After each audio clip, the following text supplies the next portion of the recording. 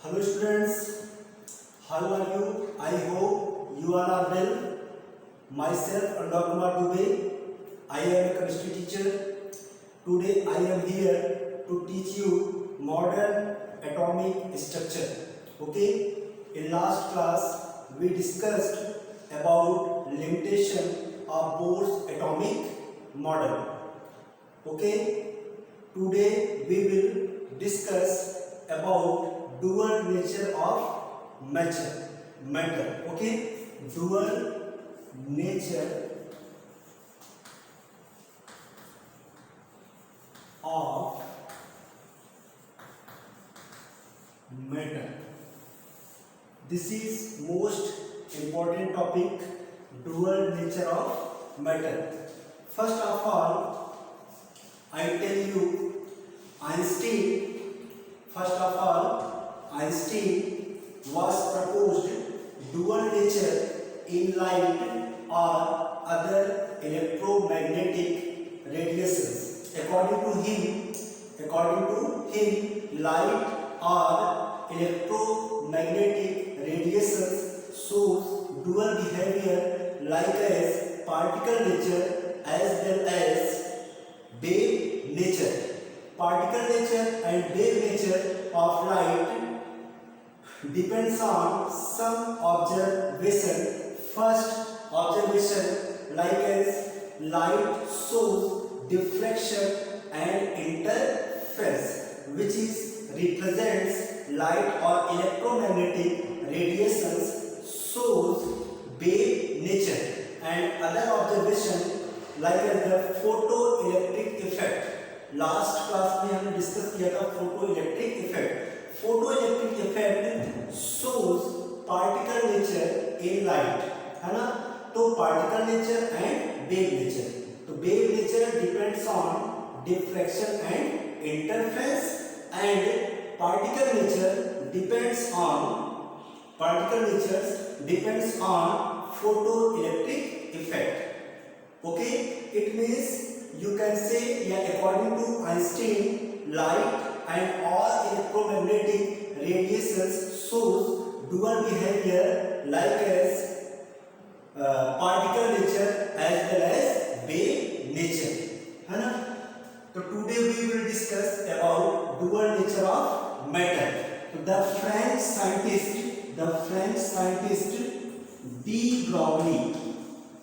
de Broglie, French scientist de Broglie in 1924. The French scientist de Broglie in 1924 was proposed the concept of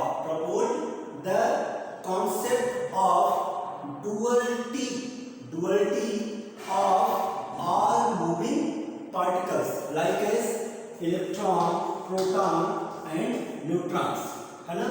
The French scientist de Broglie in 1924 explained or proposed dual behavior for all moving particles. Okay, for like as electron, proton, neutron. Electron, proton, neutron is a subatomic particles. This is very smallest particles, electron, proton and neutron. Okay, so according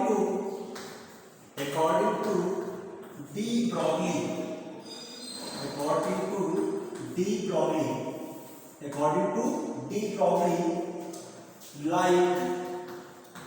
light or other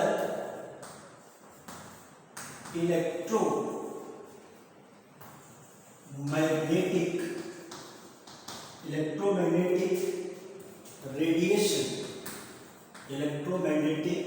radiation matter or moving particle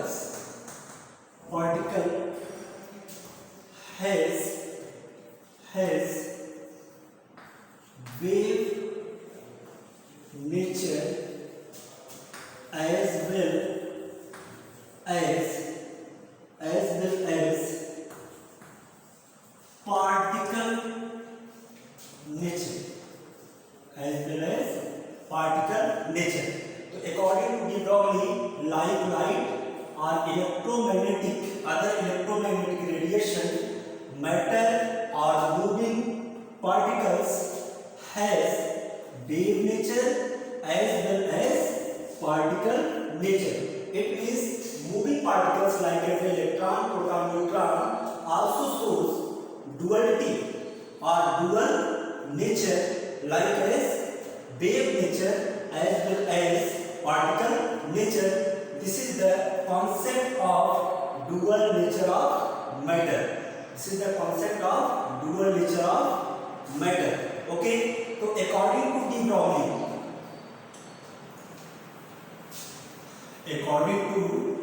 De Broglie, according to De Broglie, if a particle of mass m, if a particle of mass m and moving with v speed and moving with v speed and moving with speed v and moving with speed v, then its wavelength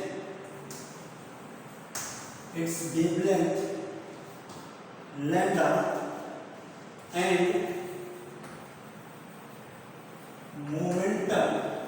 momentum p is equal to mv, p is equal to m into mv. Momentum represented as p is equal to m into v, m into v, related with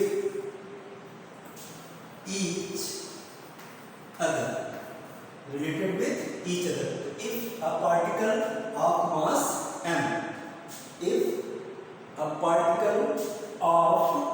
mass m, and moving with speed v, then its wavelength lambda and momentum p is equal to m into v, related with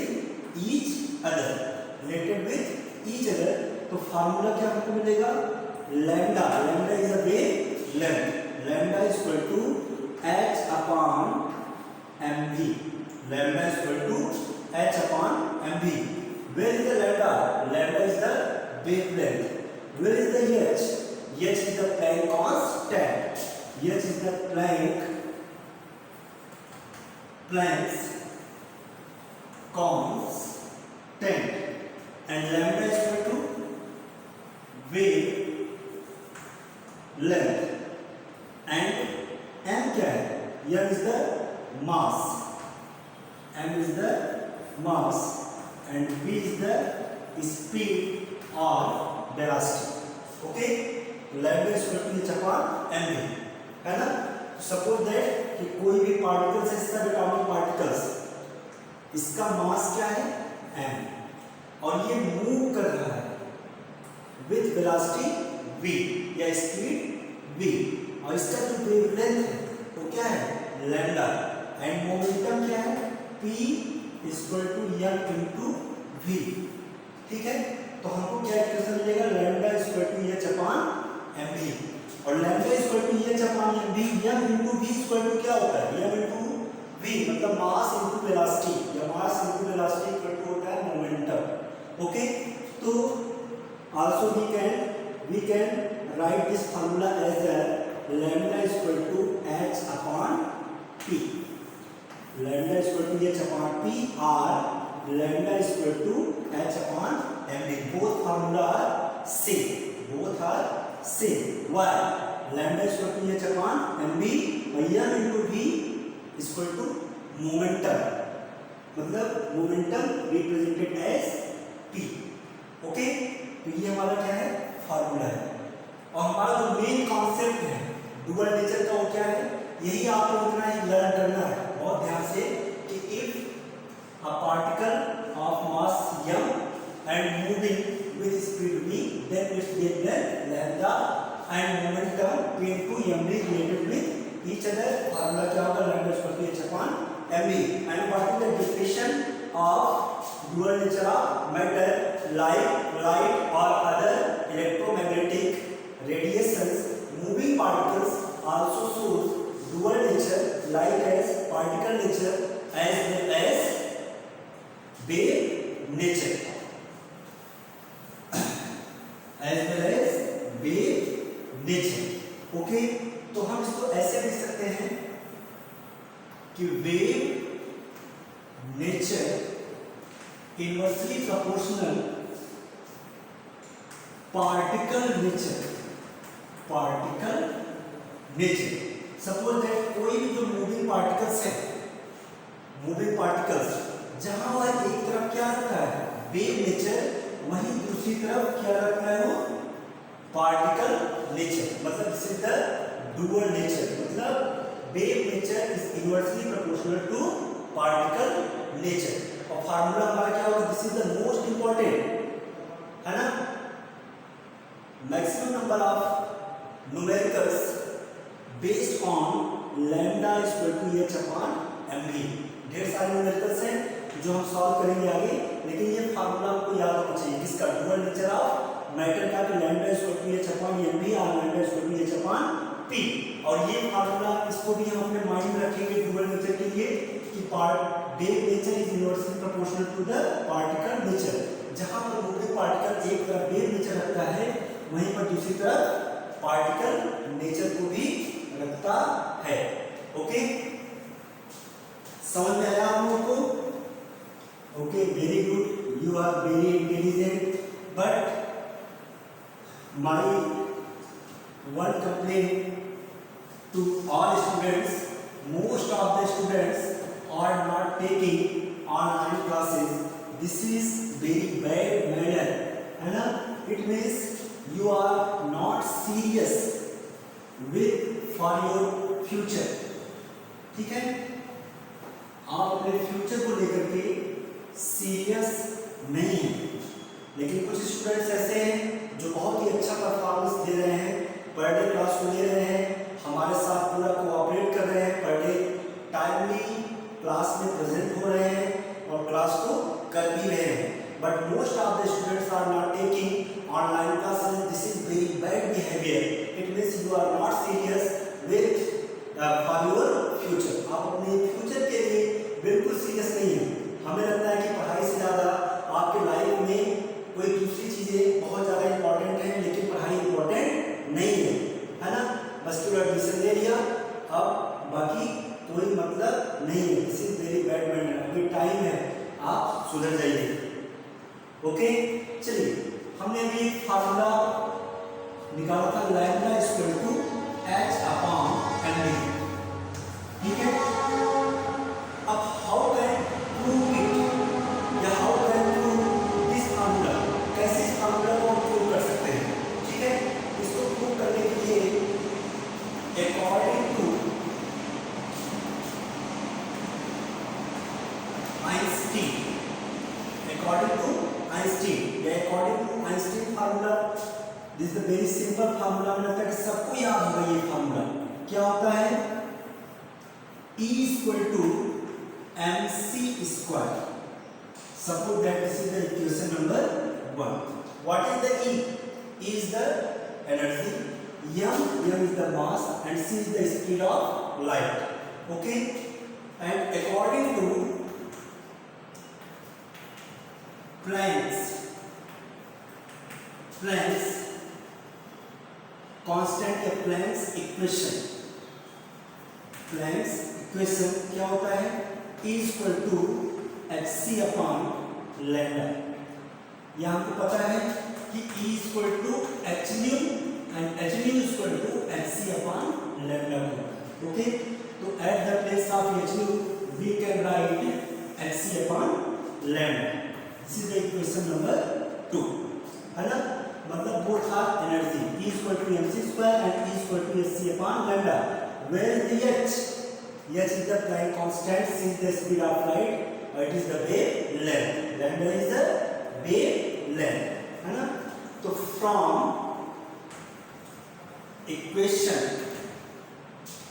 1 and 2, equation 1 and 2, E is equal to mc square and E is equal to hc upon lambda.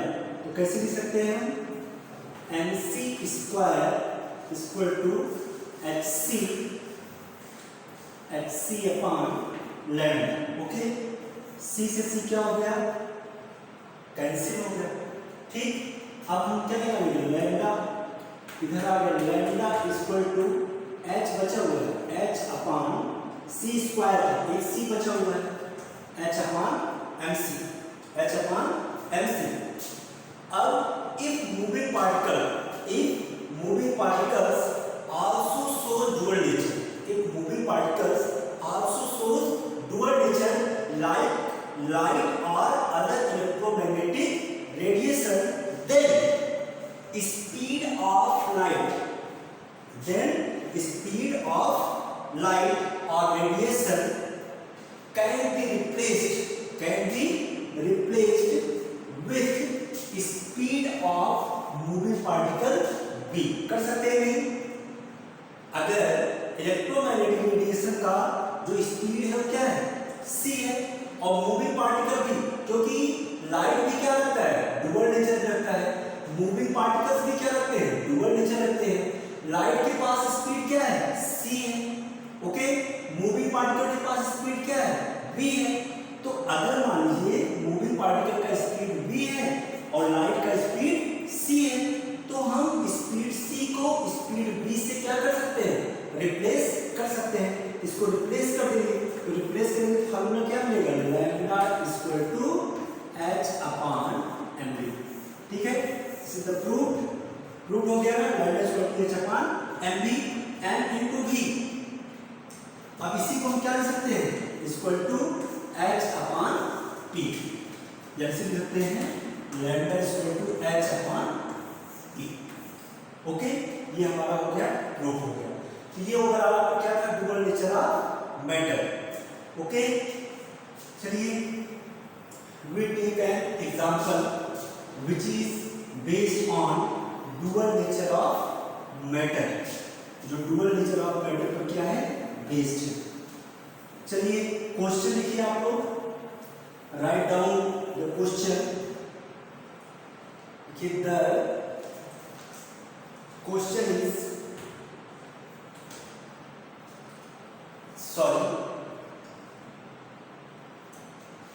the speed of an electron is 5.97 into 10 to power 6 meter per second,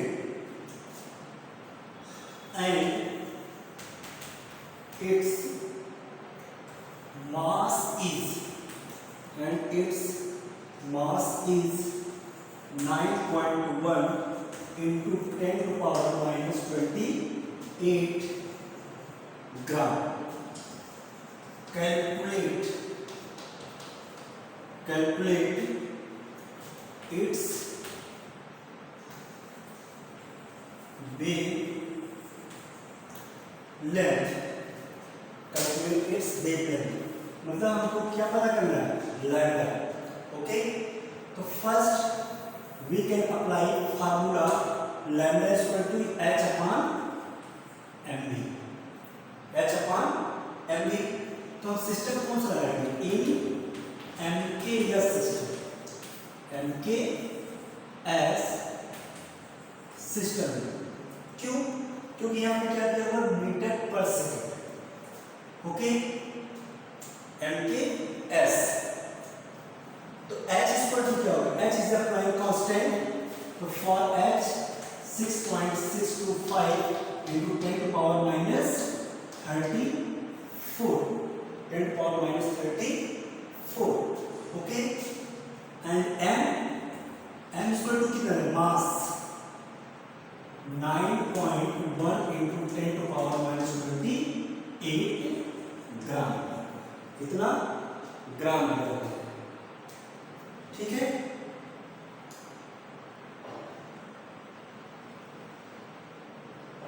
इतना क्या दिया हुआ है, ग्राम। तो इसको हम किस में चेंज करेंगे, क्योंकि एमपीएस में क्या हो जाएगा, किलोग्राम 10⁻31 केजी हो गया। और कुछ दिया हुआ है, speed of electron, speed of electron, electron की स्पीड दी गई है, मतलब v इक्वल टू क्या दिया है, 5.97 इंटू 10⁶ मीटर पर सेकंड। सारी वैल्यू दी गई है, h दिया है, m दिया है, v दिया है, और h दिया है, m दिया है, v दिया है। क्या कैलकुलेट करना है, लैम्डा।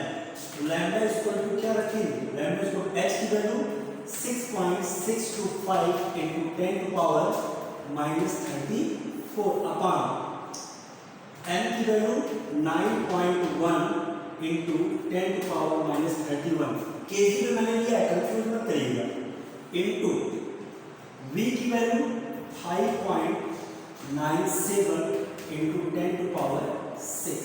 ओके, पावर सब कहाँ ले जाएंगे, ऊपर ले जाएंगे और सॉल्व करेंगे। अब इसके आगे हम छोड़ रहे हैं, क्यों, आपके लिए, ठीक है, कि आप हमको कैलकुलेट करके इसका आंसर देंगे। इसका जो आंसर आएगा वो आएगा 1.22 into 10⁻10।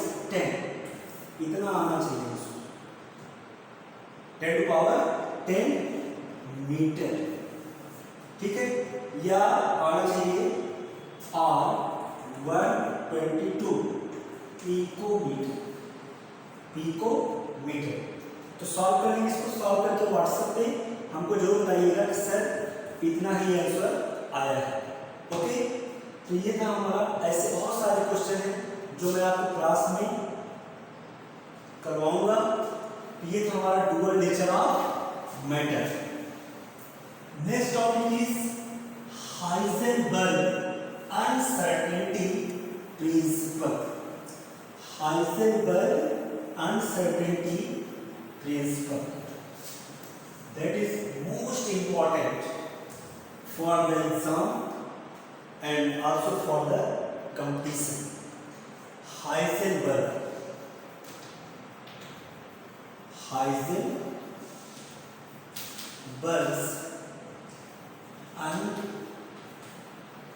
uncertainty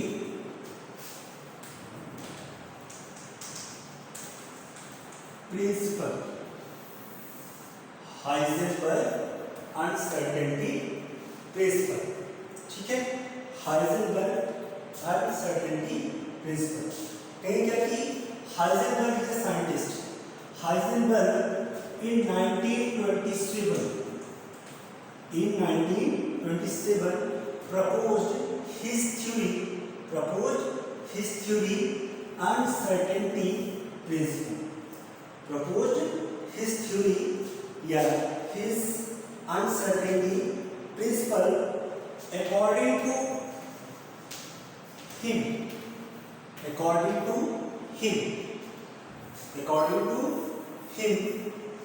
it is impossible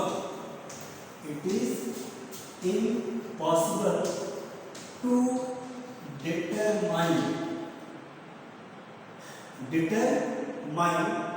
simultaneously. It is impossible to determine simultaneously both position and momentum.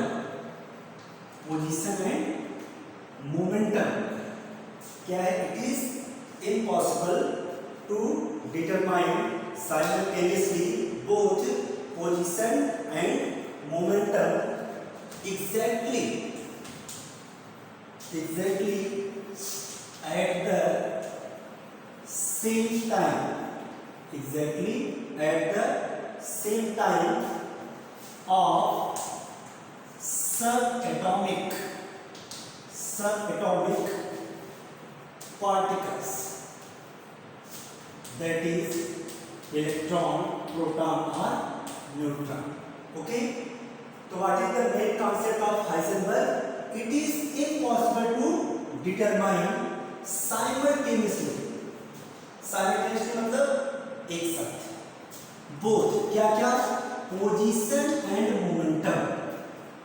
किसका position and momentum? Exactly at the same time of subatomic particles like as the electron, proton and neutrons. Suppose that this is the path and one subatomic particles like as the electron moving. क्या कर रहा है? Move कर रहा है. जैसे वो move करेगा तो उसका पोजीशन क्या होता रहेगा? चेंज होता रहेगा. वही पार्टिकल्स है, चलता रहेगा, पोजीशन चेंज होता रहेगा. Okay, and momentum also will change, और उसका मोमेंटम भी क्या होगा? चेंज होता रहेगा. जैसे मान लीजिए सपोज अगर साइकिल चला रहे हैं तो साइकिल चलाने से क्या होता है कि अभी मैं यहाँ पे हूँ, साइकिल चला रहा कभी वहां पहुंच गया, तो पोजीशन क्या हो रहा है? चेंज हो रहा है, और साथ में मोमेंटम भी चेंज होगा. ठीक है, साथ में क्या चेंज होगा? मोमेंटम भी चेंज होगा. ठीक है, तो position and momentum exactly at the same time. अब यही जो पार्टिकल्स है वो मूव करता रहेगा तो उसकी पोजीशन चेंज होती रहेगी, और साथ साथ उसका मोमेंटम भी चेंज होता रहेगा.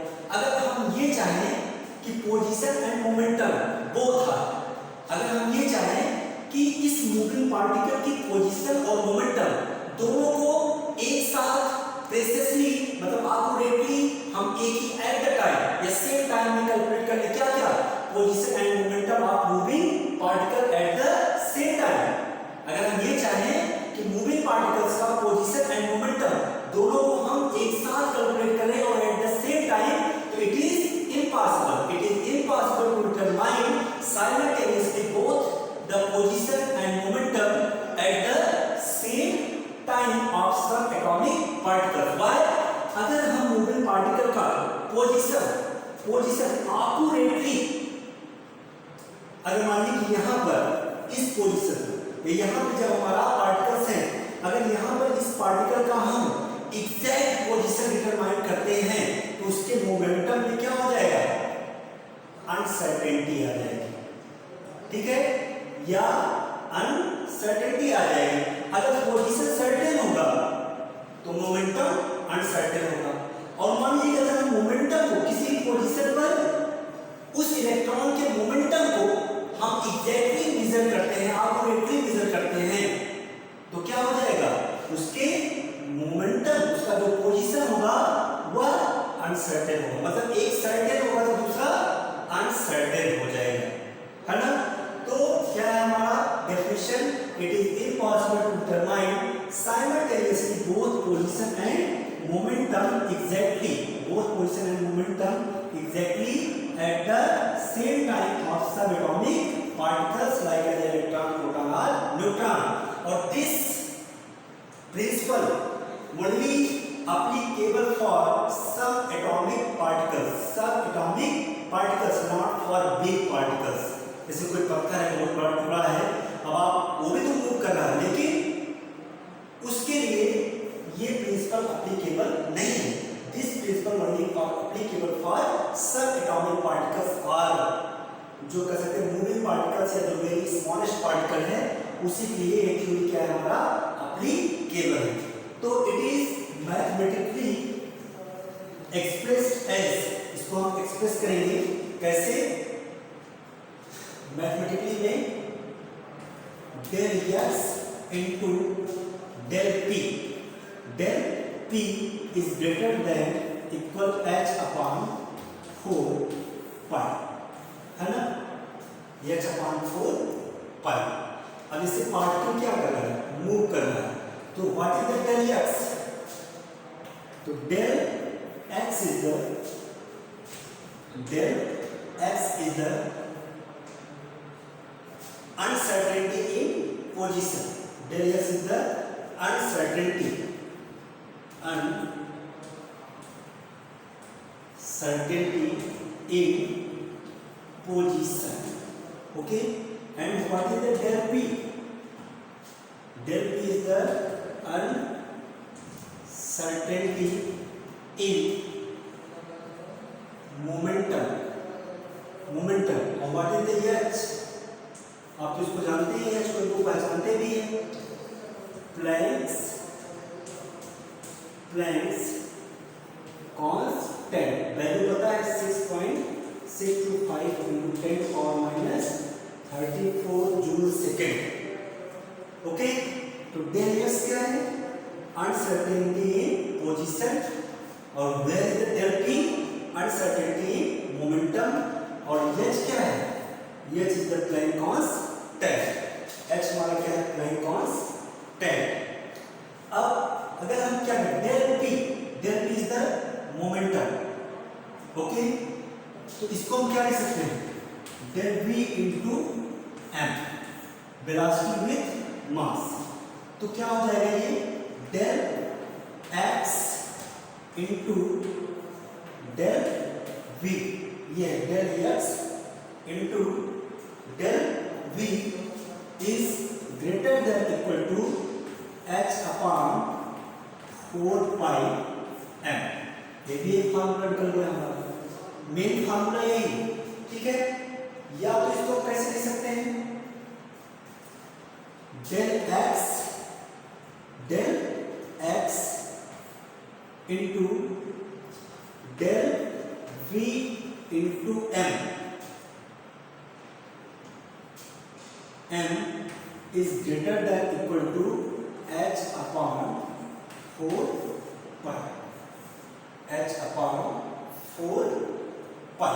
ओके, इसका मतलब क्या है कि value of del x and del p या तो h upon 4 pi से ग्रेटर होगा या तो इक्वल होगा, या ये वैल्यू जो है h upon 4 pi m से ग्रेटर होगा या तो इक्वल होगा, या डेल एक्स या del b into m h upon 4 pi से ग्रेटर होगा और इक्वल होगा। तो it is impossible to determine simultaneously both position and momentum exactly at the same time of subatomic particles. Okay, तो if position of the subatomic particles, if we can calculate position of some atomic particles accurately at a time। accurately हम क्या कर रहे हैं? Position major कर रहे हैं, किसका? सब एटॉमिक पार्टिकल्स का। तो क्या हो जाएगा? Momentum will be uncertain. तो मोमेंटम क्या हो जाएगा? अनसर्टेन हो जाएगा। जस्ट वाइस वर्सा क्या हो जाएगा फिर? If momentum of subatomic particles, अगर सब एटॉमिक पार्टिकल्स के मोमेंटम को हम एग्जैक्टली या प्रिसाइजली या एक्यूरेटली कैलकुलेट करें तो position of subatomic particles will be uncertain. इसका मतलब कि हम एक ही समय में या सेम टाइम में हम पोजीशन और मोमेंटम दोनों का एग्जैक्टली मेजरमेंट नहीं कर सकते। ओके, एक सर्टेन होगा तो दूसरा अनसर्टेन हो जाएगा। This is Heisenberg uncertainty principal, और दिस एक्सप्रेशन या this formula is most important, बहुत ही इंपॉर्टेंट है। सम ऑफ द क्वेश्चंस या बहुत सारे क्वेश्चंस हैं, most of the question based on this formula, इस फार्मूले पर बेस्ड है, जिसको हम नेक्स्ट क्लास में आपको सॉल्व कराएंगे। ओके, तो आज आपने क्या पढ़ा? Dual nature of matter and Heisenberg uncertainty principle, है ना। तो वी विल या I will meet in next class with next topic. Okay, आप लोग अच्छे से पढ़ते रहिए और रिवाइज करते रहिए। आपके जो भी डाउट्स हैं वह व्हाट्सएप के थ्रू आप जो है उसको हमको भेजते रहिए। हम आपके सारे क्वेश्चन का सलूशन आपको देते रहेंगे। और कोरोना से बच के रहिए और गर्म पानी पीते रहिए, ठीक है।